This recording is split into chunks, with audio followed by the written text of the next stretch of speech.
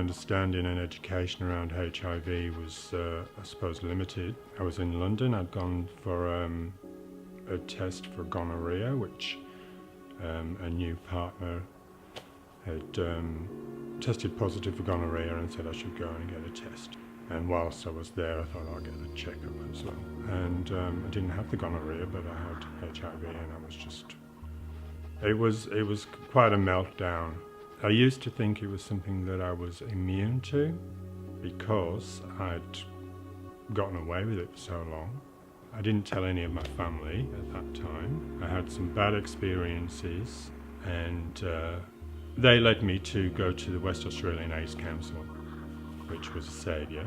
When I came to Australia in 2005, I felt out of the closet, as it were, as far as HIV was concerned.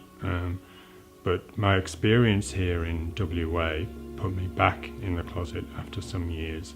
Actually, I feel a bit emotional about that now. It's weird.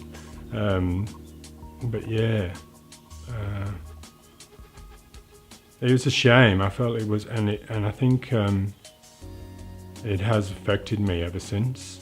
The first medication they put me on, which I can't remember the name of, but it gave me anxious dreams, almost nightmares. So quite soon I was taken off that and put onto another regime, as it were. I felt really positive about it. I was going to come off these medications. I was going to prove to the world that you could do this. I was going to be a pioneer and such. And so for about the first 3 weeks, I suppose I was on that high of, but after a while, within 6 weeks, I developed this awful pain. So I said to Rick, okay, well, I'll go back on some medication. And so I did, and within 2 days, that pain had gone. And things feel all right now.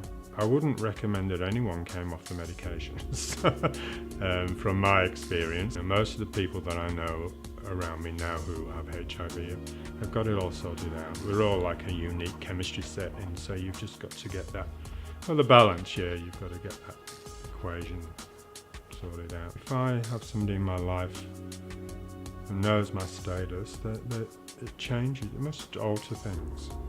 It must alter their way, their view of me, I suppose.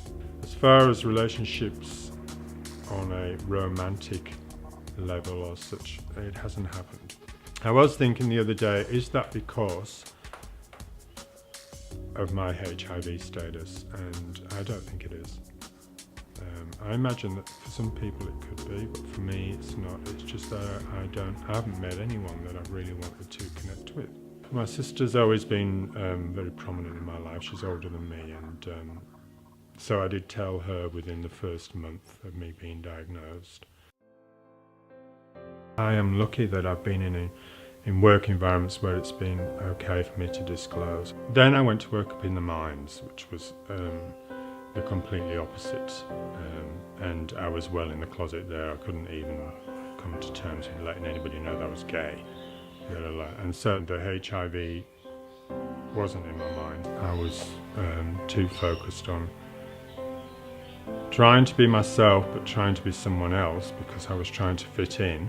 I would never put myself in a situation again where I'm working for an organisation like I was when I was working in the Pilbara, where I couldn't be myself. It's what I'm going to make it. And I really enjoy figuring people out and figuring out the whys of people's actions and such. And so I've enrolled in university at UWA and started a psychology degree at the beginning of this year. I don't know where it's going to go, but I know it's going to go somewhere good. If I had to choose one word to say to somebody who'd been newly diagnosed with HIV, it would be acceptance. You're halfway there if you can accept that you have something in the first place.